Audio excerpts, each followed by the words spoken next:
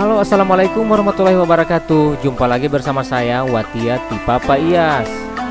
Saya ingin berbagi bersama teman-teman mengenai situasi malam Tubilotohe atau malam pasang lampu yang ada di Gorontalo, yang sudah merupakan tradisi dari nenek moyang kita. Utia pelbo pukul-pukul, insya Allah mungkin sebentar malam akan lebih hebat daripada ini. Jadi sebelum menonton, jangan lupa di subscribe dan dibagikan. Oke teman-teman, selamat menyaksikan.